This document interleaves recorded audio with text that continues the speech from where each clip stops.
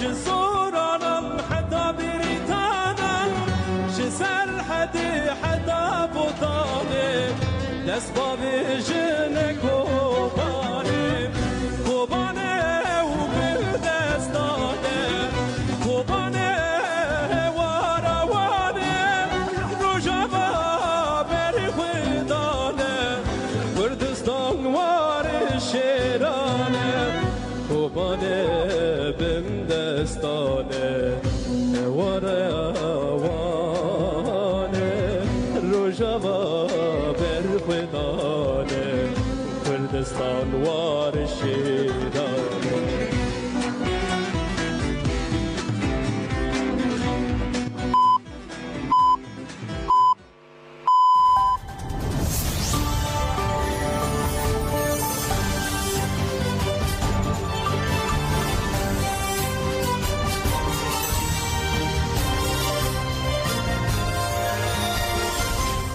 تنده به همکاتتان باش برزان برمتی و کارانم حالا کنم را دوشنبه 15 نیسان 2024 تن پیشکش کن بیسرمال بن.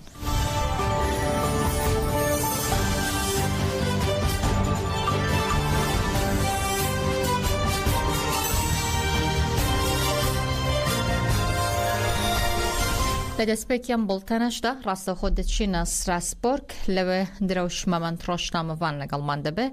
لچارچه حلمتی ازادی باره بر اوجلان چاره سری با پرسی کرد مریاره امروج مارکی زور لچالکوانان لبردم کنسی سروکات اروپا و سی پی تی لوه چالکیک انجام بدن بابزانکین لوه چی ده به دروش سلاوت ده ببینید باش دملای تو کرمکا يعني باش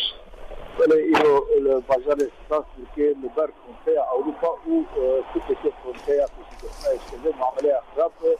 يرود كذا كي هنا كردستاني جسر عليه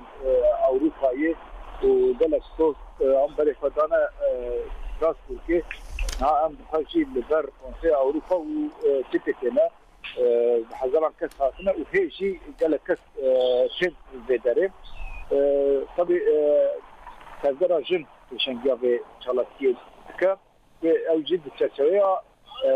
يمين هناها فينغابا جلادا ازاتي وشدودا خد شالاتري بيكي ارمان جابي شالاتي اوكو دوبي شالاتي جارا كدن بالي بكشنن سر تزيتا ايجاليه ودحمان دمجي او فينغابا ازاتي اجبو ريبر افو بدن ناصب tabii dizara bunu rasti dehası ahasın belki Konsey Avrupa civata geçti Konsey Avrupa Konsey Avrupa kuşçu şaş böyle tam tek yani ya geçti Avrupa ya geçti Avrupa'yı şaş böyle tam tek bunun civata geçti var hena إلى ده سيدكن حتى نوزل هي أو جبين دونهم يعني ما بيشوا حق ولا كان حق ولا كان parlementer تدريب جبين يقبل لو ما جي راسي روجا كذا في بنجي يعني داكو الفدري هم بالب شيء سر تجيته وهم جي دخوزا أزادية ريبر أبو بنزمان تعد دوزات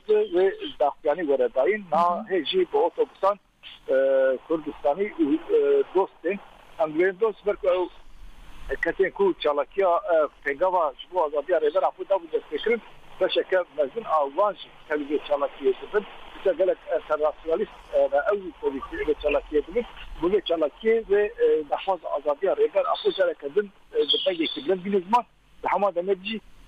رولو بفتريا تفتشي ببدكن جي بخوازن كو يكتر بتش إمرالية لسه دوی چرچوبه تسلیم در و چشمان کرد و من پنج روزن جواتا گشتی قطعه اروپایی ده لستراسبورگ بن و لطباعی وان پنج روزن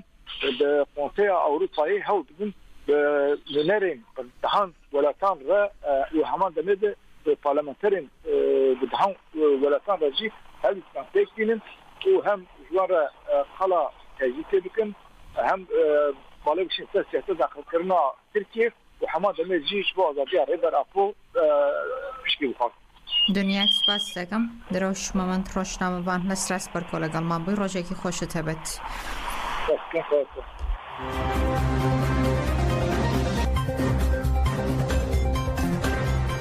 هاوسڕۆکاتی کۆنسەی بەڕێوەبەری کۆمەڵجوواکین کوردستان کەجەکە لە پامێکدا بە ناوی پارتی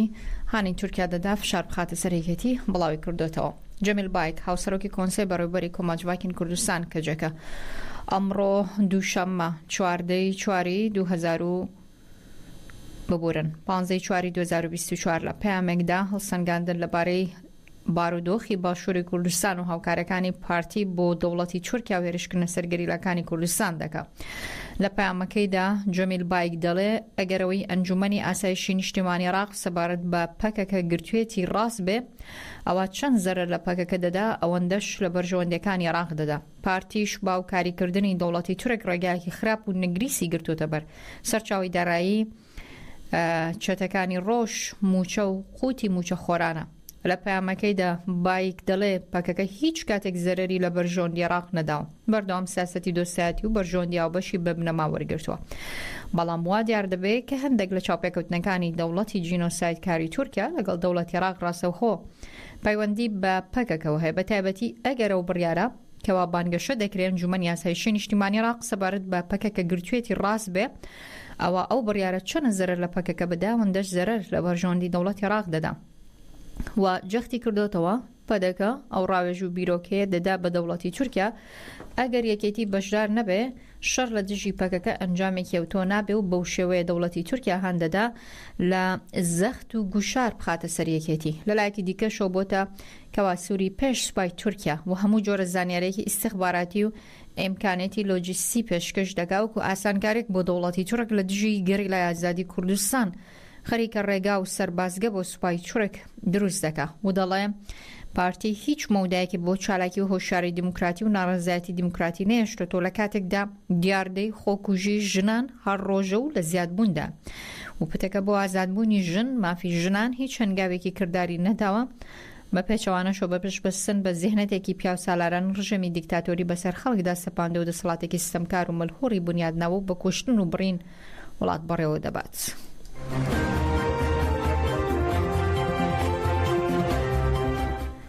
لە پێناو ئازادی جەستەی ڕێبەرۆجەلان چارەسەری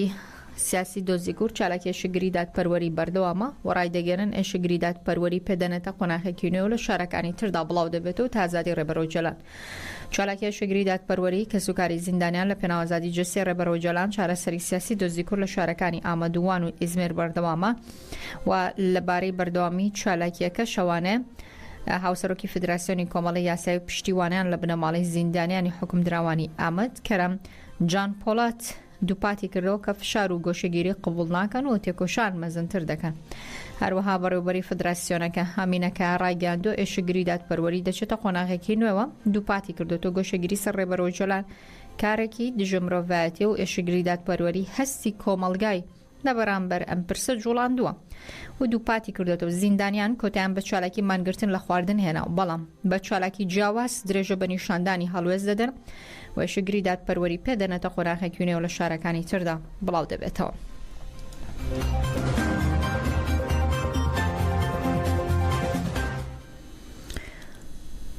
بەیانی ئەمڕۆ فڕۆکە جەنگەکانی دەوڵەتی تورک بردومانی گوندەکانی گەلی ڕەش و کەم کۆڕیان لە سنووری برادۆستی سەر بە پارێزگای هەولێر کرد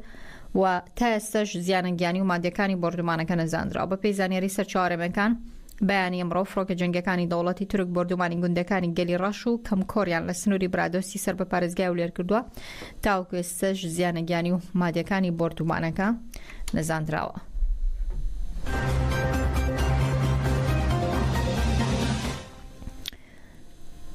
کەمێک پێشێسە ناسر کەنعانی وتەبێژی وەزارەتی دەرەوەی ئێران لە کۆنفرانسێکی ڕۆژنامەوانیدا ڕایگەیاند وڵاتەکەیان ناوێ گرژیەکان زیاد بکە و کاردانۆشیان بەرامبەر بە ئیسرائیل ڕەوا بوو بە گوێرەی یاسانی و دەوڵەتیەکان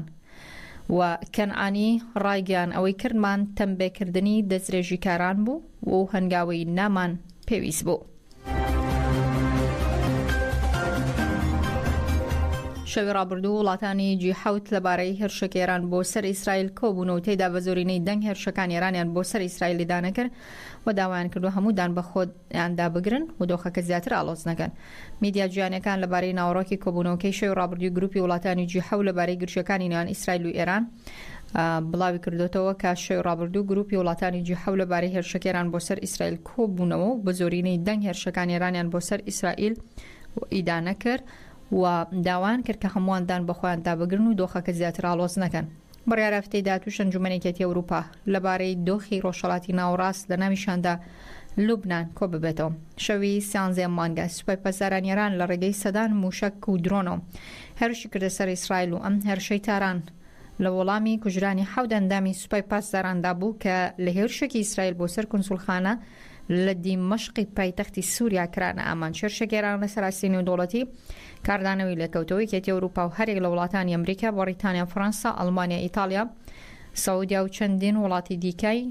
ناوچەکە هێرشەکەیان ئیدانە کرد.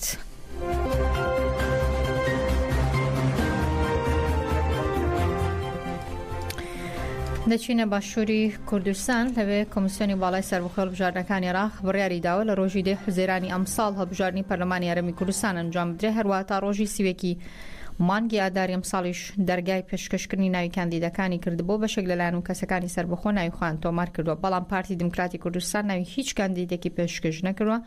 ئەمەش مەترسی لەسەر ئەنجامدانی هەڵبژاردن دروست کردووە. سران عەبدوڵڵا هەندامی سەرکردایەتی یەکێتی دەڵێ هەڵبژاردن باشترین دەرفەتە بۆ ئەنجامدانی گۆڕانکاری سیاسی بۆ ئەزمموی ئێستا هەیە شیان بەگۆڕینە. ئەو دەڵێ وەک یەکێتی ئامادە هەڵبژاردننی هەر لایەنێک دەبێت ڕازی بێ بە ئەنجامی هەڵوەستەکانی خۆی. ئێمە پێمان وایە هەڵبژاردن باشترین دەرفەتە بۆ ئەنجامدانی گۆڕانکاری سیاسی لە هەرێمی کوردستانە و پێشمان وایە ئەزمموی سیاسی لە هەرێمی کوردستانە کە زیاد لە 30 ساڵی تێپەڕاندووە بەشی ئەوەی تێدا هەیە وەشانی ئەوەیە کە گۆڕانکاری تا بکرێت و ڕێڕەوەکەی ڕاست بکرێتەوە و ئەوەش بەچیەکرێت بە هەڵبژاردنەکە. هەڵبژاردن باشترین ڕێگایە بۆ ئەوەی کە هێزی سیاسی نوێ و ڕوانگەی سیاسی نوێ خۆی تاقیب کاتەوە. ئێمە وەکو یەکێتی نیشتمانی کوردستان لەگەڵ ئەوەیان کە ئەم هەڵبژاردن دەتوانێت لە کاتی خۆیان بکرێت و دەتوانێت پرۆسی سیاسی و دیموکراسی لە وڵاتەکەمانە گەشە پێ بدا و بێتە هۆی پاراستنی قاواری هەرێمیش کە زۆر جار باسی پاراستنی قاواری هەرێم دەکەین. ئێمە پێمان وایە دیموکراسی باشترین چارەسەریە بۆ پاراستنی قاواری هەرێمی چووکە ئەو کاتە ئەو هێزانەی کاڵبژاردنەکان دەبنەوە حکومەتی تازە پێک دێنن و ئەوانە شەرعێت و تەوفیزی میلەتەکەمان لە بەردەستەیە کە بتوان ئەگەر کێشەش لەگەڵ حکومەتی عێراقیە بێ وەکو نوێنەری گەلی کوردستان چارەسەریکردن. ئێمە لەگەڵ هەڵبژاردین لە کاتی خۆیان و حرمەتەن بۆ ئەوەش ئێمە لە ئەوڵە گوتمان لەگەڵ هەڵبژاردنین و لەگەڵ ئەو تەقیتاتانین کە بۆ هەڵبژاردن دیاریکراوە و لەسەر ئەو بنچینێش ئێمە لیستی خۆمانمان پێشکەش کردووە و دەچینە ناو ئەو هەڵبژاردنەوە. طبعاً خۆی دەبێت لە برادانی پارتی خۆیان پرسی بۆچی بەشداری ناکەن، بەس ئێمە پێمان وایە بڕیای ڕاست بەشداریکردنە و ئەگەر هانی لایەنەکانماندا ئەمە لە هەنووی هەموو هێزەکانماندا کە بەشداری تیابکەن، بەڵام کەیسا وەختەکەی تێپەڕیوە بۆ کیاناتەکان و بۆ ناونووسی لیستەکان پێمان وایە ئیتر هەر کێزە بێ خۆی تەحملی نەتایجی هەڵوێستەکانی خۆی بکە. ئێمە وەکو یەکێتی نیشتمانی کوردستان ئامادەی هەڵبژاردنین. دادگای باڵای فیدرالی عێراق دوو سکاڵای دژی دەرکردنی مەرسومی کۆماری بۆ دوو پارێزگا تاوتوێ دەکا کە ئێستا دەست بەکارن. بە گوێرەی خشتەی دانیشتەکانی دادگای باڵای فیدرالی عێراق ئەمڕۆ بڕیارە ئەو دادگایە دوو سکاڵا تاوتوێ بکە کە دژێر دوو پارێزگاری بەسڕە و موسەنا تۆمار کراون. سکاڵایەکان لەلایەن وەلید شایل بربژێری لیستی ئیشراقی کانونی ببورن. ئیشراقی کانون بۆ بژاردننی ئەنجومەنی پارێزگای موسەنا دژی سەرۆک کۆمار و سەرۆکی ئەنجومەنی پارێزگای موسەنا تۆمار کراو. تێدا داوا دەکا مەرسومی کۆماری بۆ دانانی موهەنەت عیتابی وەکو پارێزگار هەڵبۆشێتەوە. موهەنەت عیتابی لە پشتگیاو پەیمانی نەهجی وەتەنی شیعە لە 6 نیسان بە زۆرینەی دەنگ لەلایەن ئەنجومەنی پارێزگای موسەنا وەکو پارێزگار هەڵبژێراوە و سکاڵای دووەم لەلایەن ئۆدێ ئەوات ئەندامی پەرلەمانی عێراق لاو پەیمانی فەتح دژی سەرۆک کۆمار و سەرۆکی ئەنجومەنی پارێزگا تۆمار کراوە. دژی دەرکردنی مەرسومی کۆمار بۆ ئەسعەد عەیدانی پارێزگاری بەسڕە و داوای کردووە فەرمانێکی کاتی دەربکرێت بۆ ڕاگرتنی جێبەجێکردنی ئەو مەرسومە تاوکو ئەو سکالای یەکلایی دەکرێتەوە. 5 نیسان ئەنجومەنی پارێزگای بەسڕە بۆ دووەم جار لە دوای یەک بە زۆرینەی دەنگ ئەسعەد عەیدانی سەرۆکی هاوپەیمانی تەسمیمی وەکو پارێزگاری بەسڕە هەڵبژێردرا.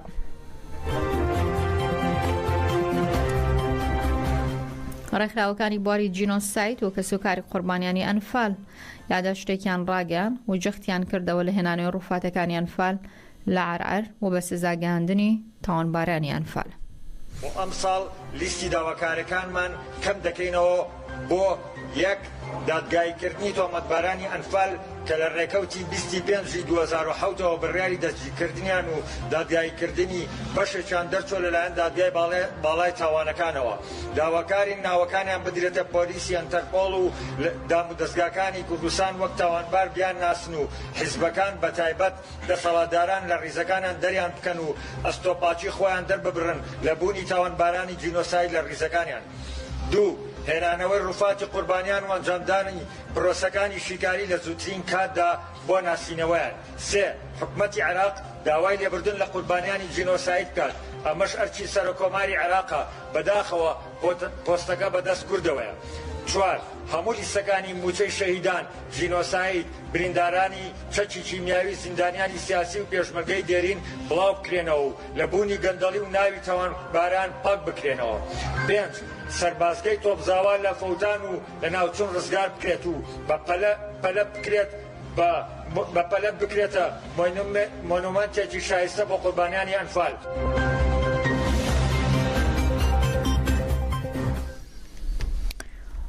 ئەنجومەنی ئاشتاری کەمپی پەنابەرانی مەخموور بۆلا کۆنگرێکی ڕۆژنامەوانیدا دەستدرێژی و گێچەڵی ئەفسەرە تورکەکان لە شرناخ بۆ سەر ژنێک شەرمەزار کرد خۆڕایانگانە و هێرشە بۆ سەر تەواوی گەلی کورد و ژنانی کوردە.